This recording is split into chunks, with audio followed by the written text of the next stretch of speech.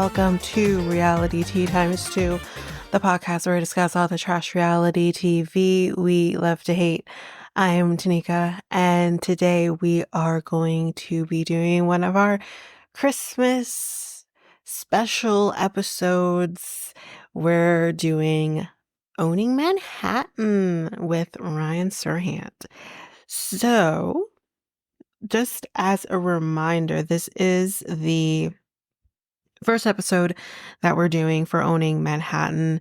We're going to be doing 2 in total. So you can expect the second one to come out during on January 14th. That is when you can expect the next episode for Owning Manhattan. So technically, it's a Christmas special, Christmas/New Year, because it's after New Year's.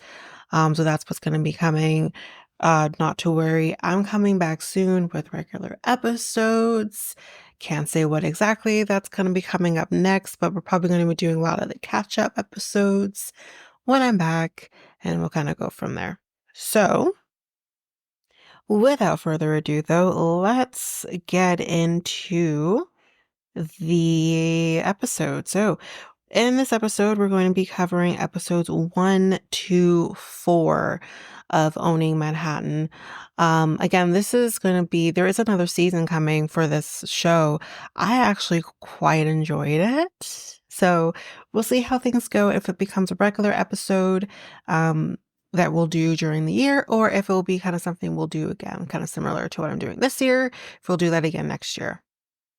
But with that being said, let's just jump into this. So right off of the bat, we see Ryan Serhant. Now, for people who may not know, who didn't watch his other show, whatever, Ryan is near and dear to my heart. I loved watching Million Dollar Listing. New York was my favorite version. There is kind of 2 versions, was New York, LA. We had a lot of other agents in LA than we currently do now. We kind of have the main 3 there now, the 2 Joshes and Tracy on LA now.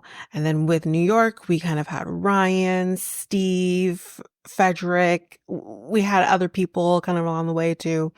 So I remember there was one agent that liked to do speed walking. It was like a thing. It was like an Olympic sport or something. I don't know. But anyways, that was kind of the last season of New York. And I think with Frederick kind of going by coastal, and then eventually he was permanently in LA, kind of made New York drop off a little bit. And then, because I think Frederick really was the heart of the show. Let's be real. I love Frederick. You can't do no wrong for me. I loved him. So I think that's kind of why New York fell off a little bit. And then LA, they kind of revamped it once Frederick was off completely. So that's kind of where that all is. That's where my love for Ryan kind of comes from, because I watched him. Like I said, New York was my favorite version. So it's kind of great to kind of see like him back with new people. I recognize some faces. I do recognize his old assistant. He has his driver, Yuri, who I also love. He is still going strong as his driver. So we kind of see some familiar faces from New York, the $1 million in New York. So this is kind of near and dear to my heart. I know some people may not necessarily like Ryan, think he's probably a pompous asshole, which you're not wrong. But what are you gonna do? I like him. So, and obviously his wife and his daughter too is a familiar face. And the home that they're in, I wish we could have actually had a little more of a tour of their home, because, well, I think we did get a tour of their home. They did a $1 million New York special episode or special series with Ryan developing his new home, him going into Brooklyn and everything. So we did kind of see the developing situation with his home, it being an absolute mess, and the olive tree needing to be a thing in the backyard. Like, it was like a whole thing. So we actually got to see them in the home now a little bit, not a lot. We're more in the office than anything. But Yeah, I'm excited for this show. So let's let's get into it. So he says now that he's been doing $1 billion sales a year now. So like he's like the top dog. He constantly says throughout these episodes, and of course I've only watched episodes 1 to 4 so far. He kind of says throughout these episodes that he's kind of, I think he says that he's the sixth brokerage in the entire like world. I don't even know. Country, I'm not sure. But like he's up there. Um he says that he wants to be number one, which obviously everyone wants to be number one. Anyway, so they have this thing called the wall where they write down, where people get to write down like the biggest, like the sales that they do. It's kind of the equivalent of the bell in Selling Sunset and just Selling Sunset OC, whatever. So it's kind of the equivalent of that. Like I said, Yuri's still here being his driver, driving him all around. Poor Yuri. So the biggest kind of thing that's kind of be happening throughout these episodes, the biggest story arc, I guess, is this apartment that's at Central Park Tower, which is the largest tower, I think in like the world, not the world probably, but like at least the country. It's huge. And of course, these are residential homes. So it's a huge tower, which I think if anyone sees current landscape of New York or especially Manhattan, um, you see this tower. It's huge. So he's currently showing this apartment that he's supposed to be selling that he has very limited time with. He, I think, signed a 6-month contract with the seller to get this apartment sold. He's been struggling to do so, so there'll be more on that later. But he's showing the apartment to a client currently. So yeah, he's showing the apartment to a client, or I should say an agent of the client who lives in Korea. And he's like showing the apartment to her, and she's taking videos obviously because and pictures because obviously the client's not there. And he's like, listen, I'm 6'3" just for scale. I'm 6'3" for scale. Ryan does not look 6'3". Am I the only one who thinks he's a small man? Like, I know he's tall. I've heard him say he's tall before, but I'm just like, you're such a small man. Are we sure you're that tall? Anyway, the other thing too is, why does an apartment like this need 11 bathrooms? 10 wasn't enough. We needed 11. Anyway, moving on. So we're kind of establishing our core people that we're going to be kind of following, that, some of the names I'm still struggling with after episode 4, but I think I've caught most of them down. So let me go through as much as I can. I might miss people, but let me go through.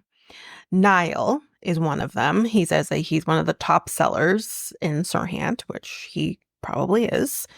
We have Chloe, who used to be a Broadway actress turned real estate agent. So I kind of liked her initially. We'll get more on that later. We have Jade, who is our commercial real estate agent. So we have her, which I do really like her. She seems a lot of fun. We have Jessica, who is really social media focused and kind of going that route. We have Jonathan, who is all tatted. He's done modeling before. I think he's from, did he say Sweden or Switzerland or something like that? Wherever IKEA is, that's where he's from. But he's full of himself. But anyways, we have Savannah, who seems to be very green. Um, kind of, at least green in New York real estate. She's actually, I think, from North Carolina, if I'm correct with that. But yeah, there's going to be some tension with where Savannah's concerned, but we'll get to that later. And then I guess the only other person that I'm missing is Jordan. Oh, no, there's 2 Jordans. Sorry, there's more people. I don't know all their names, but there's more people. There's Jordan M, who we don't see a lot of, but we do see some of. We have another Jordan who used to be Ryan's assistant. He was assistant for 5 years and then he turned real estate agent. I do remember him from Million Dollar. So he's still around here, still doing the damn thing.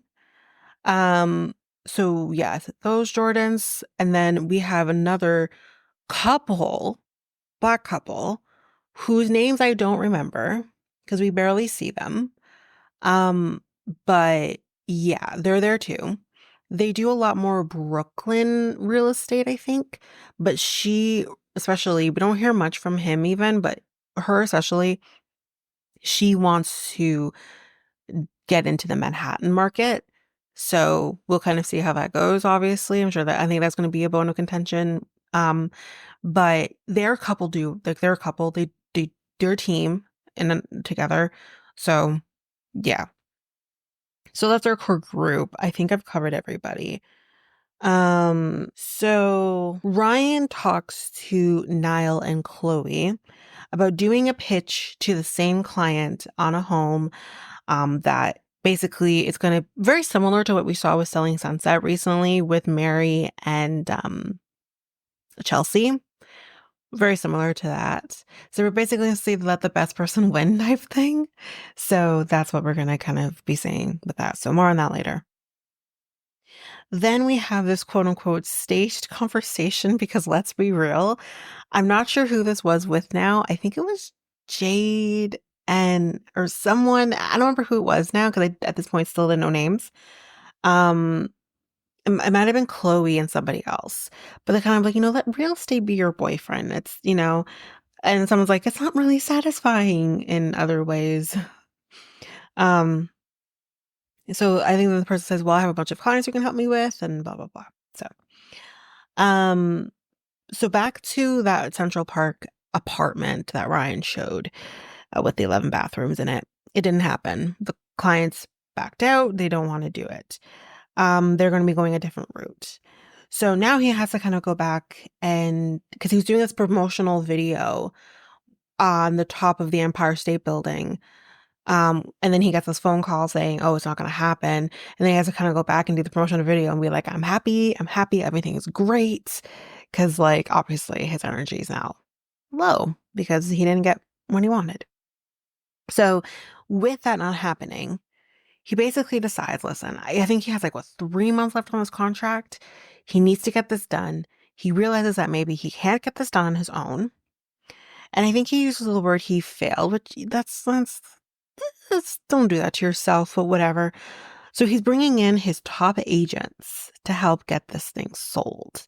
And I can't remember everyone he brings in, but he brings in Nile, Chloe,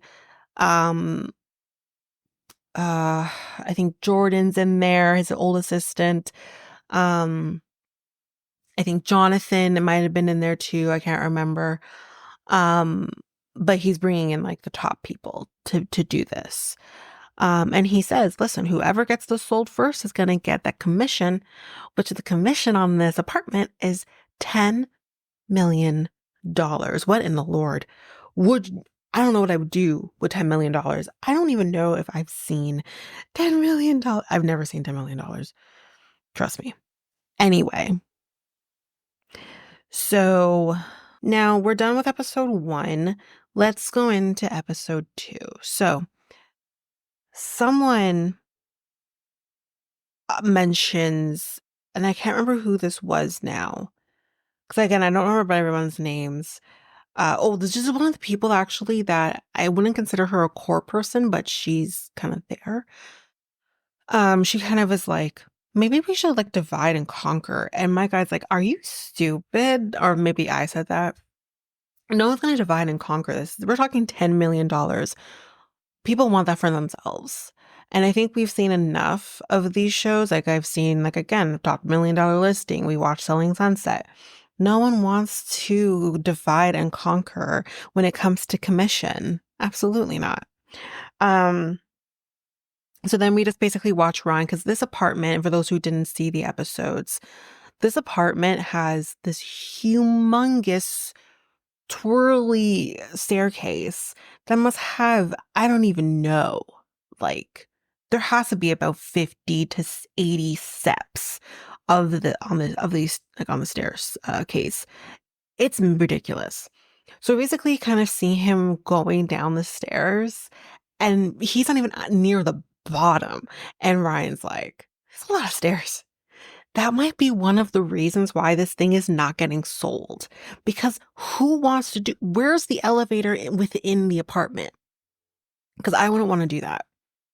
Anyway, so we have his wife here. His wife's name is Amelia.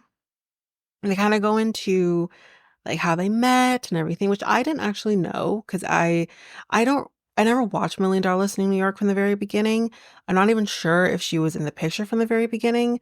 Or if they were just like if they were together but not married yet. Like I don't know the details of their relationship in terms of the show, but I'm pretty sure actually I think I did see their wedding. But anyway, she's Greek and she tends to spend a lot of time in Greece. That was also something that was brought up a lot during Million Dollar Listing. Her family's still there, so she tends to go back and forth. Um, so she's sending the Greece. And he's like, okay, well then let's have a date night before you go. She's like, oh yeah? When do you have the time to do that? And he's like, not free then. Not free then. How about Friday? Free then. And you can see this is why I go to Greece as much as I do, because like you're never here. Um, but these cups that they're drinking out of, I think they're drinking like, I don't know, some sort of coffee or espresso, I'm not sure. But this cups that they have, it was like a cup within a cup. It was so cool. It was a cool cup or mug, or I don't even know, but it's always like glass and it was like a cup within a cup. It's really cool.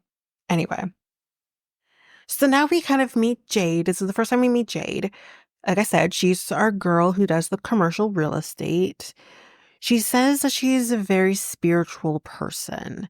She has a shaman, a therapist, an inner child therapist, which she really recommends. She also has a life coach. I think she said other things as well. I can't remember, but she has like a team for her spirituality. And she mentions that, which I think is also very true. I think is something the commercial market we don't really think much about. But she mentions that due to COVID, commercial real estate has taken a huge hit because what's happening is that people don't have, don't have offices anymore or don't need an office to themselves as a company anymore. Like even my company currently, we have a tenant. We never did before. Um, we have the entire floor. So now we've split that up and we're on one side and the tenant's on the other side. And this is the market that we're in now. Um, yeah. So that's basically that. She shows this apartment, this building that has like these really cool windows on it. It's very like artistic. I think it's in Hell's Kitchen. So it's very artistic. So yeah. Anyway, Ryan is having a conversation with Jonathan, who is our tattoo guy, that, you don't think top tier agent when you look at him, which is true because he's all tatted and everything. Like you just don't think that way. But that excites me. And I said, Ryan, calm down. We'll spray you down. Then we meet Chloe a little more, who I said is our Broadway girl. I really liked her initially. That's going to change, but I really did like her. Initially, I thought she was very smart and all of that. Because when she's trying to do an offer on this pocket listing that she has, um, the home is being sold for 5.7 million. But when she does the bartering back and forth, she's like, so a 5.8 to get them down to asking. And I said, that's smart. And you can do that on a pocket listing because it's not on the market anyways. That was incredible. So anyway, we meet this blonde girl, the blonde girl, Savannah. Um, and she kind of was like, Chloe and Jordan are apparently beefing. Now, Jordan M, so not Jordan, Ryan's old assistant, Jordan M. I think his last name was Marsh or whatever. Apparently they're beefing and there's going to be a lot on that. Um, So, and it's at this point that it's brought up that the Black couple, who is more doing the Brooklyn stuff, who wants to go into Manhattan real estate, was told that, oh yeah, like some of us went to that Central Park apartment and like Ryan wants us to sell it. It's $250 million. But that's where the $10 million thing comes from. And yeah, like he wants like some of us to do it because like he needs help. And my girl, the wife, kind of says, why only 5 people, not 50? My girl, you think Ryan's going to include 50 people into this? No way. He's just not. He's going to bring the people in who can sell this because he's running out of time to sell it. He's either going to sell it or he's going to lose it. So he doesn't have time for someone who doesn't have the experience in in Manhattan market. He just doesn't. If you want to go into the Manhattan market, you're not starting with this $250 million listing. You're just not. So I really don't. I'm all about the power couple situation here. I'm all about Black people succeeding. But you don't get to just jump in and start doing something that he just doesn't have time to help you through. He needs people who just know what the fuck they're doing. Um, so she seems very entitled in that, and I think that's going to come up a little later as well. Anyway, back to Chloe. She did get 5.5 million on that apartment that was up for 5.7, which is great, right? Well, no, because the client says, oh, it's a no deal for me.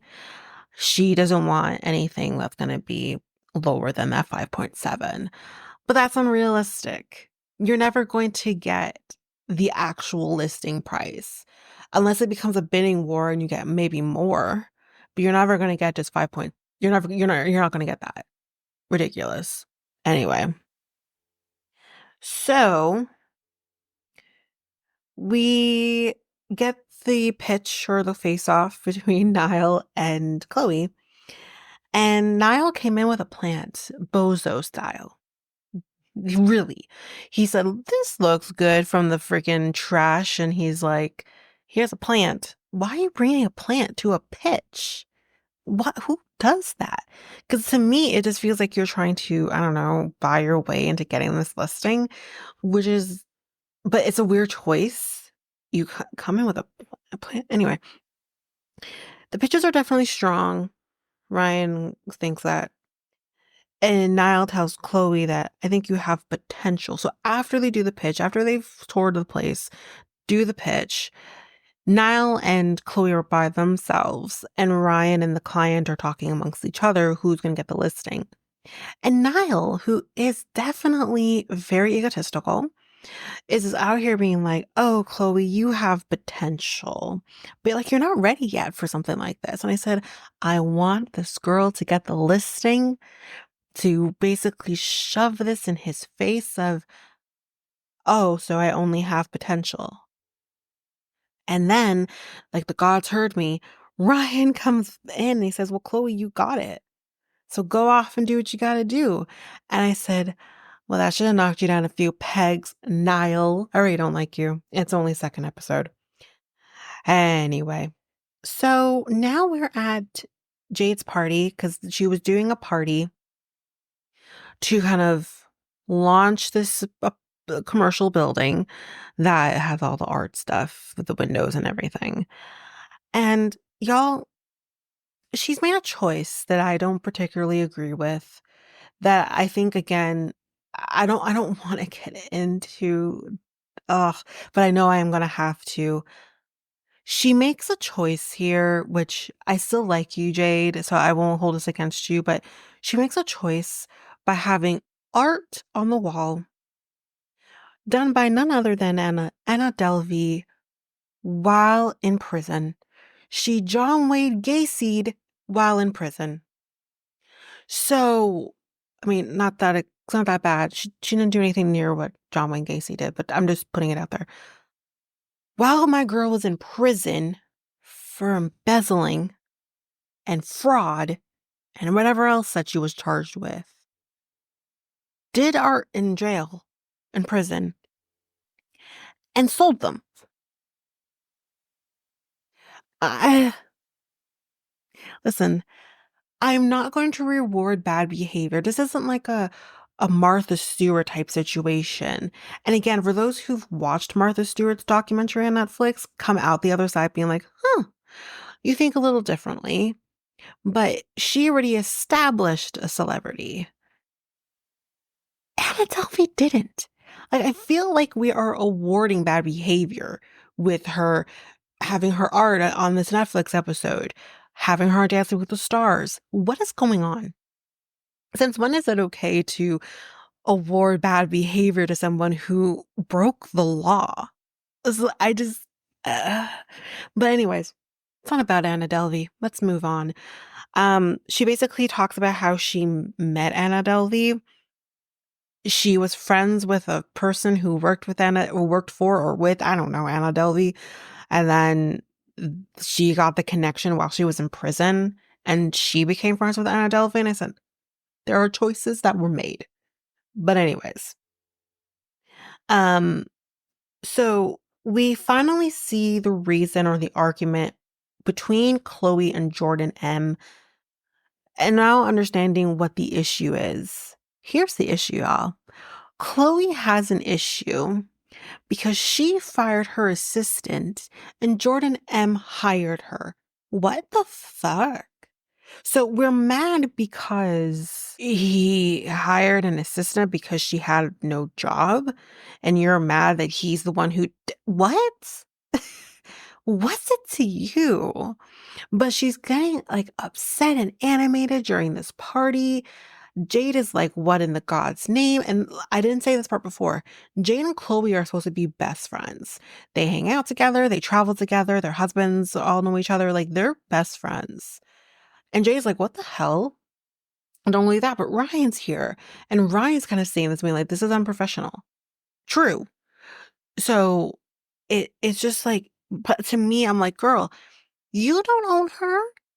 You fired her. Just like Jordan says, you fired her. So then I hired her. What's the problem? Like, why are you mad? It's stupid. We do kind of figure out that it's Chloe's world and we're just living in it very quickly. Um, he kind of says to her, get your shit together, which I would agree. But anyways, that is the end of episode 2.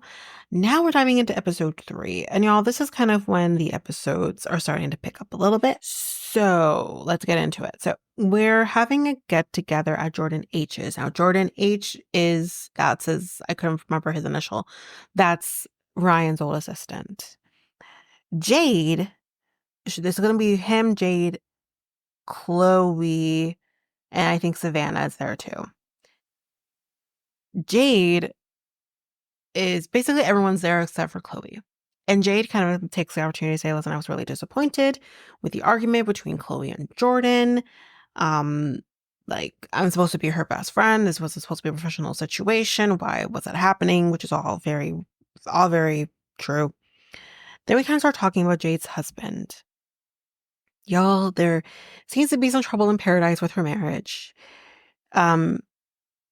She kind of says that she's been sleeping on the couch lately because of it. And she gets very emotional, obviously, while talking about this.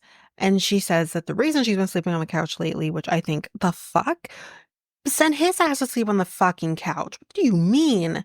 This man's not a man, but hey. Anyway, maybe it's a really nice couch. That's probably a really nice couch. Very comfortable couch. Who knows? But she finds out that, or she tells everybody here without Chloe, remember, Chloe and her are best friends, that she got a DM from a woman. Then in walks Chloe. Nothing else has been said. We just hear she got a DM from a woman and we're like, got it. But she hasn't told Chloe this. Who's supposed to be her best friend.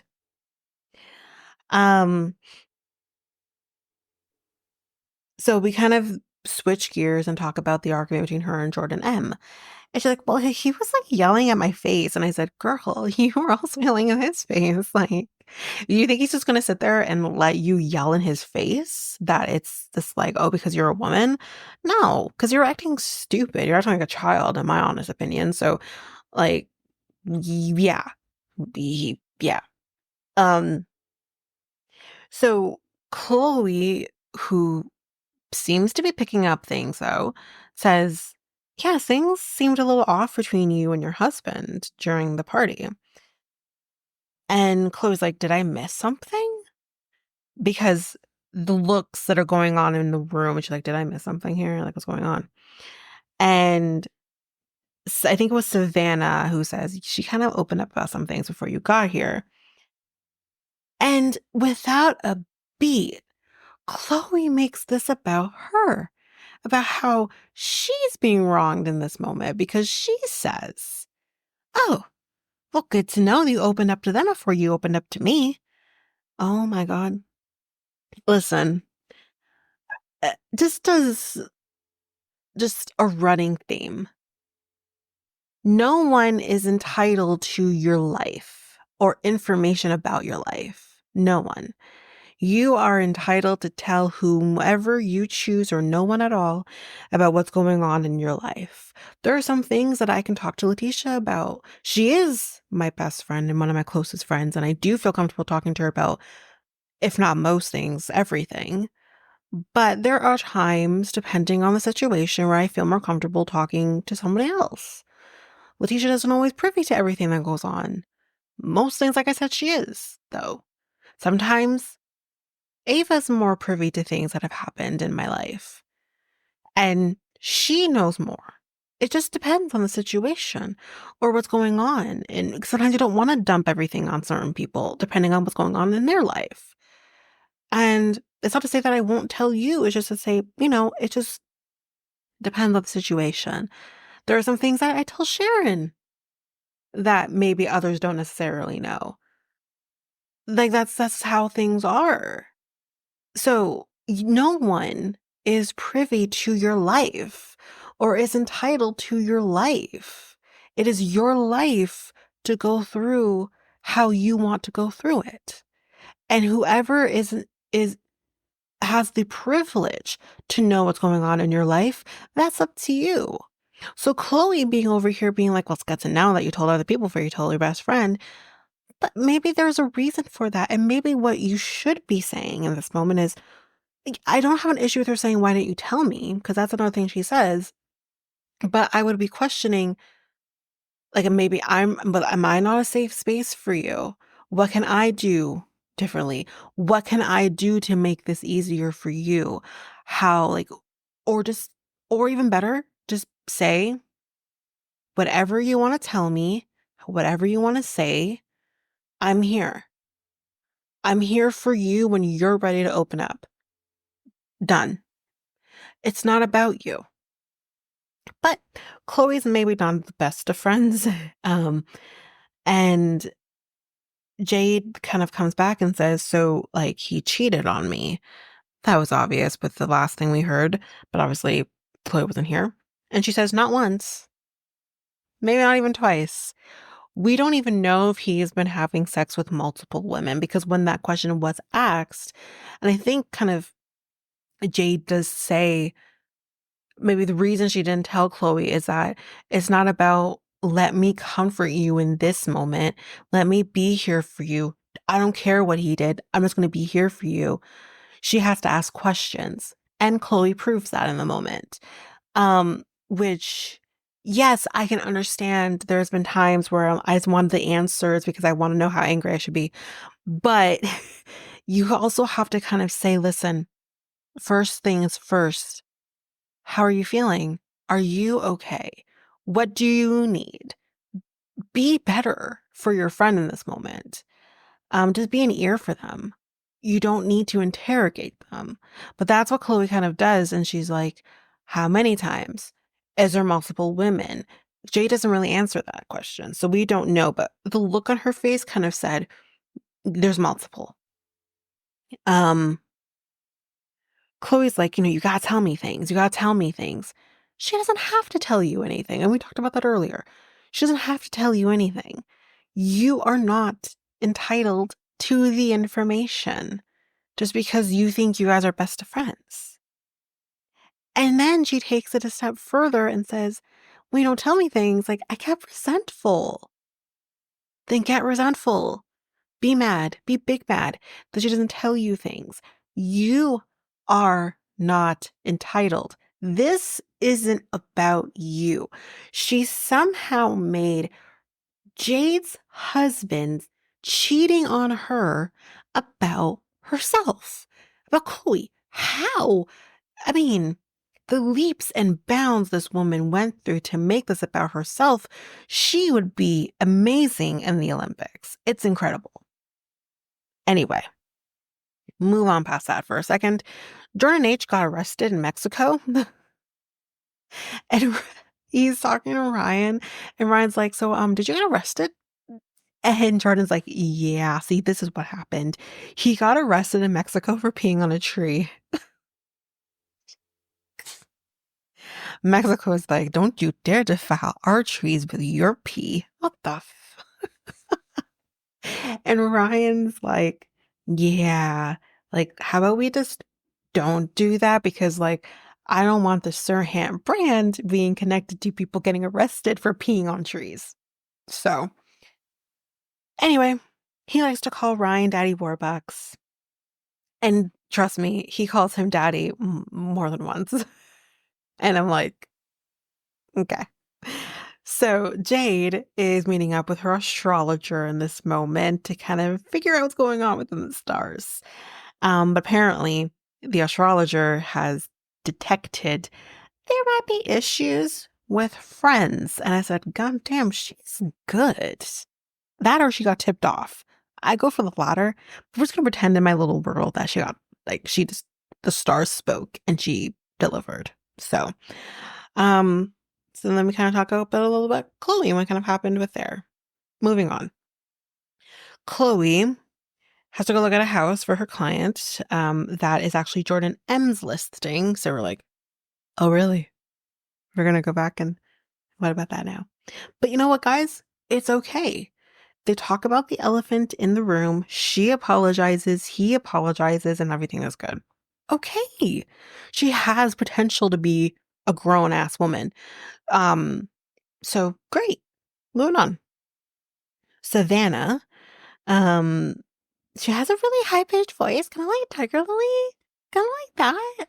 And kind of like not quite Brittany, but like really Tiger Lily. That's kind of like she has a really high pitched voice. So I might have to like channel that Tiger Lily voice, but kind of twist it a little bit, kind of North Carolina. But like yeah, like she has a like high pitched voice, kind of soft and like kind of like that, like very airy to hers than Tiger Lily. But anyways. But she has a really high pitched voice. And she says she's really upset with Jessica, who is our social media chick, working with Jonathan. Apparently, Savannah and Jessica were supposed to kind of be more this duo team when it comes to the real estate stuff, but now she's kind of jumping ship and going over to Jonathan. So Savannah's a little bit upset about that. And she kind of says to Jessica, but like, he's so young. Like, he doesn't have a lot of experience. So, like, I don't understand, like, why would you want to work with him? Like, he's 26. Girl, you don't have any experience, apparently. According to, I mean, Jonathan's an asshole about it, but you apparently don't even have any experience. You're pretty green, at least in the New York market. I don't even know. I think I'm green and everything. I don't even know. But you're green. So, what are you talking about?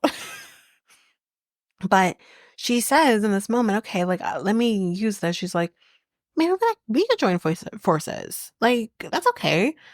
And Jessica's open to doing that, but she does want to talk to Jonathan about it. Maybe we could set up a meeting and kind of go through that. More on that later. So we are at a unit that's in the Plaza Hotel. And it's really nice. They got, even though like, so let me explain, because I kind of did know this, but didn't really pay attention. So the Plaza Hotel, it's, I guess, do you even call the Plaza Hotel anymore? Or just like the Plaza? I guess it's just the Plaza now, because like the Plaza has residential apartments, but it also still has hotels. So kind of similar to the Cecil Hotel, except sans that many ghosts and situations. So kind of like that. Um, so that's kind of what's happening here. So the people who have the residential apartments still get the white glove service. So you can expect Cedric to come help you with your stuff. And if you don't understand what I'm talking about, you can head over to next week podcast where we talked about Home Alone 1 and 2, or you can even just listen to the bonus episode that came out on December 24th, discussing that. And really and truly, if you still don't know what I'm saying here, you might be too young for this podcast. Um, moving on. So, um, so there was a discussion previously about doing, um, the staging for the apartment and the fact that the client doesn't want to pay for it. And I said, you get shit for free, but apparently they're going to get shit for free. So this is the apartment where they had to do staging on it. And basically the cost of staging this apartment is going to be coming out of their commission. That sucks. So, um, so the black girl is here to see it. And I think who was the one staging it? Nile? And Nile, I think it was Nile. And, black girl whose name I still don't know. Does not think the staging was very good. She's like, I would have gone up with different patterns and different whatevers and whatever. You know it all, huh? I thought the staging was nice. Like, it just looks like it's furnished. But here's the thing with staging. You want to stage in a way where, yes, you can kind of see what you can do with the space and see its potential, but you also want to stage it in such a way where you feel like you fit in here. That whatever furniture you're coming in with, like you still want that, it's weird with staging, but you still want that like blank slate, but you still want to see the potential in the room. So I don't know what she's expecting. Maybe there's certain things, maybe the color pattern could have been a little different, sure. But really and truly, I didn't mind it. I think sometimes, especially, this is New York real estate. This is very different than what we see in Selling Sunset. And or just East Coast, just to say East Coast. I resonate more with kind of the staging you see in New York, because again, New York is just underneath me. So I more resonate with that than I do with LA because LA is more bright colors and stuff like that. More out there even than sometimes New York is. So, which is fine. That fits for LA. But I'm not saying that's what she's saying, but I'm just saying like I thought the staging was fine. And she has a lot of mouth for someone who isn't actually really dipped her toe into Manhattan real estate. But anyways, that's fine. Um, so then we're kind of talking to Jade in the moment, and she asks, "Can I say fuck on Netflix on the show?" The producer's like, "No." I said, "Since when can we say fuck on Netflix? We can say fuck on Netflix. Someone else does it later in this episode. Like, what's going on?" Anyways, um, so we're at now the Red Awards. The Red Awards is basically the real estate agent, whatever the hell, real estate agent, brokerage, awards thing. So we're kind of go through like the people who win stuff. This guy named David from Sirhand wins for broker of the year, or whatever the heck. Jessica wins for social media, whatever real social media in this situation. She wins that award. In this moment, Jessica tells Jonathan that Savannah wants to work with us. And he's like, you know what? No, like, I don't want her a part of this group. Like, she doesn't do much. What does she really do? What's she going to be bringing to the table? Like, he doesn't want to work with her. And then Jessica brings up, well, Savannah kind of brought up about the fact that you don't have a lot of experience and said like you're younger and everything like that. And like, so she's kind of stirring the pot. And we're going to go over to Savannah now because Savannah's not at the Red Awards. She's back at the office. And Savannah gets this email from Jonathan and she's with Chloe. Chloe's there with her. And she's like, I don't understand this email. Like, why am I getting this email? Um, and kind of saying like, why would you say things like that? And she's like, say things like what? Like, what did I say? I said, okay, if you're going to say shit, at least own the shit you say, please. Like, That's my biggest pet peeve. I've said it many times. But then she's like, oh my God, like Jessica told him what I said. Like, why would Jessica say that? So we're mad at Jessica for saying, okay, first of all, number one, Jessica knew what she was doing by telling Jonathan what Savannah said. But number two, if you think that Jessica like is going to be like 100% with you, then you're sadly mistaken. Of course not. If you don't want something being told to somebody else, then don't say it to that person. But we wouldn't have a TV show if you did. So more on that later. So we have Chloe and Jade meeting up, and Chloe says, I can't stand Jessica or Jonathan, and I understand why she feels that way. She was there with Savannah when she got that email. She's feeling upset, right? So I understand where Chloe's coming from. Jade doesn't quite understand that. And I think, Chloe, you could have just told her that, whether she agrees with you or not, like you could just give her some context. But she's being kind of mean about it. She's saying like Jessica's a bitch and Jonathan's this or whatever. She's just kind of going off at it. She kind of says that Jonathan has no brain cells, or she said Jessica has no brain cells. In another way, yeah, she says Jessica has no brain cells. Jonathan is a bully. Jonathan is a little bit of a bully. But Jade thinks that Chloe is just so negative, which, she's not wrong either. And then we go into how we again could make Jade being cheated on about Chloe. Because she says, quite a bomb was dropped on me the other night. Bitch, it's not about you. God. And Jade is like, I can't take your emotions. And Chloe's like, what do you mean you can't take my emotions? Yeah, and Chloe's like, what do you mean you can't deal with my emotions? Like she's just kind of stuck on that. And she's like, I'm the bad guy because or whatever. And she's like, what does your shaman think? Oh shit. She hit below the belt by saying that. That was pointed. My girl. And Jade's like, funny. Do you think you're a good friend? I would say no. I don't think she's a good friend at all. But Chloe's like, yeah, I do. I've done everything for you, Jade. And Jade's like, what have you done for me? What have you done for me lately? Do, do, do, do, do. Ooh, yeah. Well, she says, you're out of company because of me. Really? So who are you? Who do you give your shit to? Miss, I was on Broadway, which there's nothing wrong with that. I love Broadway. I love shows. I love that feeling. Kudos and respects to the people who entertain people in that way.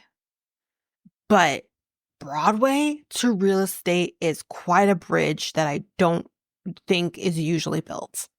So who do you have to owe your shit to? Like, that's so shitty to say to her, but she's your friend. Okay. Jade says, you're crazy. And Chloe's like, you know who call people crazy? Gaslighting assholes. And I said, oh my God. Narcissists. So you're basically saying narcissists are those people who call people crazy. Yeah, but you know what else? You know what else makes a narcissist? People who make things about themselves, people who have a God complex, people who, there was something I was going to say and it came off my tip of my tongue, but people who deflect. There we go. That's what I want to say. People who deflect. You not may won't necessarily have a God complex, but you definitely have this superiority about yourself and think you're hot shit because you gave Jade a job, I guess. You make things, you made her cheating situation about you. And then when she says you are crazy, acting crazy, you deflect back onto her. But she's the gaslighting asshole. Okay. Whatever you say, Chloe. But that is it for episode 3. Now we're going into the final episode for this episode, and that's episode 4. So Ryan writes, he says emails to his daughter that she can read when she's older one day to kind of see like what he's done for the day. And I thought that was really sweet.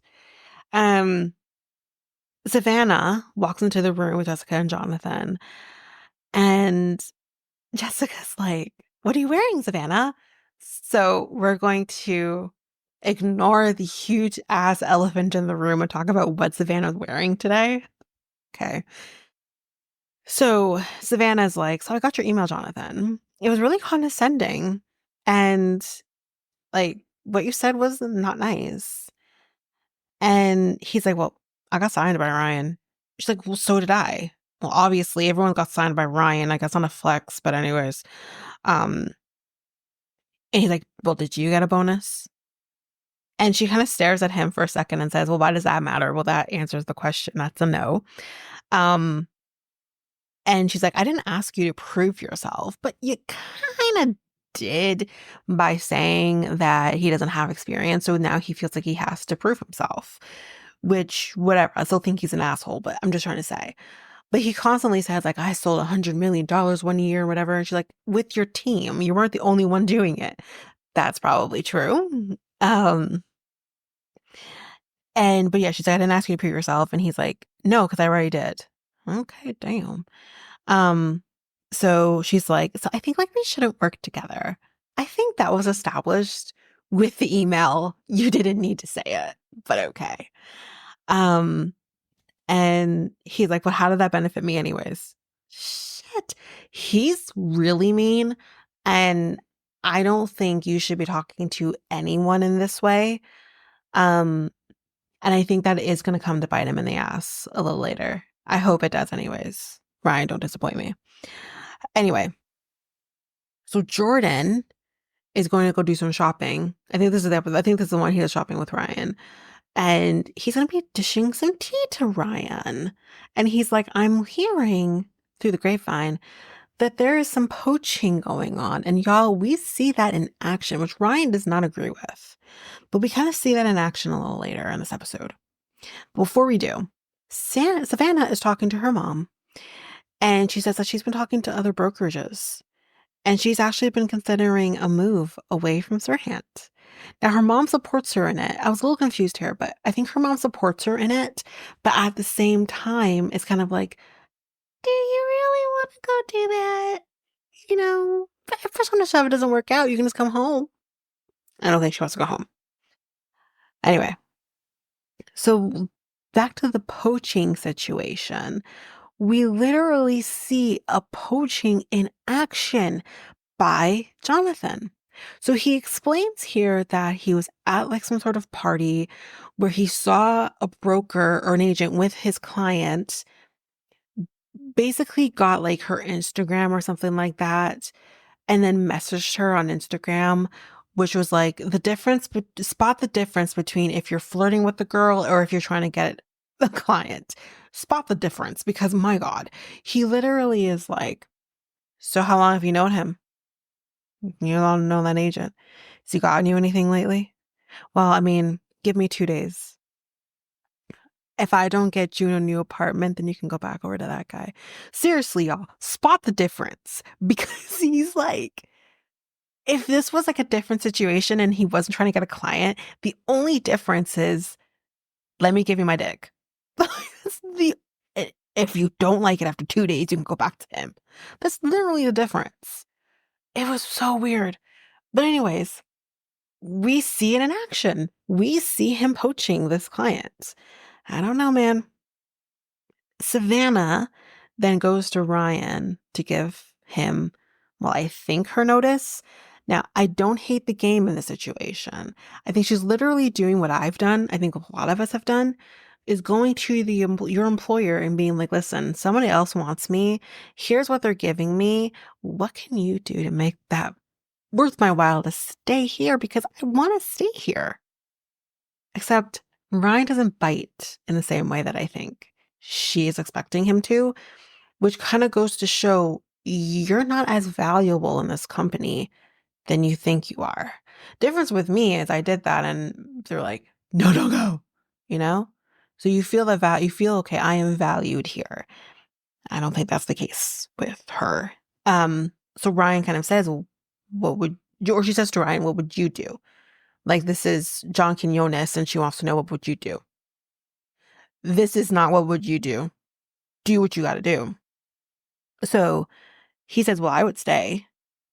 But she's like, I want more one-on-one time with you, more attention from you. I said, what is happening? One-on-one time, okay, I understand that. You want a little more mentorship from him. I get that. But I want more attention from you? Like, what is he? He has a wife, girl. I know it's not what she's trying to say here, but it just sounded weird. Anyway, she just wants more from him. And she's like, what do you think? And he says, it takes time to build relationships. And she's like, but I moved here because you saw something in me. And he says, I think you think things just happen for you, though, and it doesn't. You have to prove yourself. Duh. And it's like, but if you feel that they can give you what you want, then I don't know, maybe you should think on it and possibly take it. That is the sign of, I saw the sign and I'm going to go now, because he doesn't value you. You're not valuable to him. So do what you got to do. Anyway, Ryan then talks to Chloe about, what do I do with Savannah? And Chloe's like, hey, she can work on my team. I can give her some tips and tricks and kind of go from there. But like, Chloe likes Savannah, but she says like she has to really prove herself with her. So we'll see how that goes. Jonathan got an offer for I think a house that's for 2.3 million. And he's able to negotiate it to 2.25. So he's happy, whatever. And then this part's a little more confusing for me because, not to lie, I fell asleep during this last little bit. We see a podcast record or episode. I think this podcast is linked to Sirhant, but I might have been wrong there. Just based on what I saw on the coming up on for the rest of the season, that's what I gathered. But either way, it doesn't really even matter. But this podcast episode is being recorded with Jessica and Jonathan. And it seems to have been going okay. But then they take the opportunity to start talking shit about everybody. Talking about Chloe. Talking about Savannah, probably was in there too. Talking about Jade. Talking about everybody. And y'all, this is going to backfire on everybody. Or on them. But more on that in the other remaining episodes. So that is it for this episode. I had a lot of fun with this show. The show was really fun. But yeah, the next episode is going to be the second and final episode for Owning Manhattan, which is going to be covering episodes 5 to 8. And then that's that. But that is it for this episode. So if you like what you heard, please rate, review the podcast on either Apple Podcasts or Spotify. Also, don't forget that you can also share us with everyone in your life if you really love this. And I do want to read those reviews. I'm definitely getting 5-star ratings, but I want to read those reviews. So send me those reviews and I will read those 4 and 5-star reviews on the podcast. Also, we're on every one of your favorite podcast apps, every one of them, including you can find us on YouTube at Reality Tea Times 2. If you want to connect with us, you can do so by going to either Facebook or Instagram at Reality Tea Times 2. You can also find us on Twitter, TikTok, Reddit at Reality Tea Times 2 pod. We also have our email, which is at realityteatimes2 at hotmail.com. Definitely want to hear from you guys. And we also have our new website where you can listen to all of these episodes. You can review the podcast on there as well. You can connect with me in any way, all the stuff. It's all there, and you can find me there at www.realityteatimes2, all spelled out, .podpage.io. it's there. And don't forget, I also have my other podcast with my friend Mikkel, Next Take Podcast, where we talk about all kinds of different topics. But you can find us on any of your favorite podcast apps over there as well. Or you can also go to YouTube and you go to Next Take Podcast, as well as our website, which is solo.to/Next Take Podcast. So yeah, there's that, and that's basically that. And again, don't forget, if all of this information is overwhelming, we do have all of the links, everything in our show notes. But that is it for now, guys. Thanks.